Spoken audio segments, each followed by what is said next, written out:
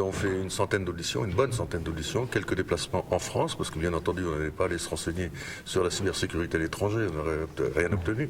Mais on a été visiter en France des sites officiels et ça nous a pris beaucoup de temps, mais c'était très intéressant parce qu'on a découvert beaucoup de problèmes, que la cybersécurité c'est quelque chose, c'est un problème de tous les instants qui touche tout le monde, toutes les entreprises, toutes les administrations.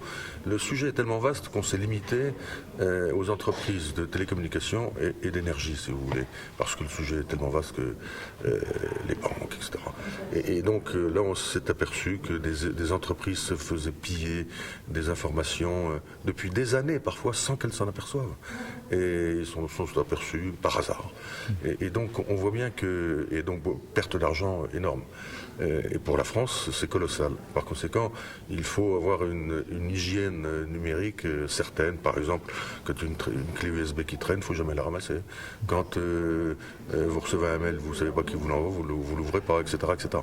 Si vous voulez, et c'est pourquoi on préconise donc, pour que cette hygiène pénètre toutes les entreprises, pénètre la société, et qu'il y ait un enseignement dès le primaire, dans les écoles, donc, pour que dès le plus jeune âge, les jeunes aient bien conscience que s'ils veulent continuer à faire finalement développer ce numérique, eh bien, il faut qu'il soit sûr. Pour qu'il soit sûr, eh bien, il faut faire quelques efforts d'hygiène et de sécurité.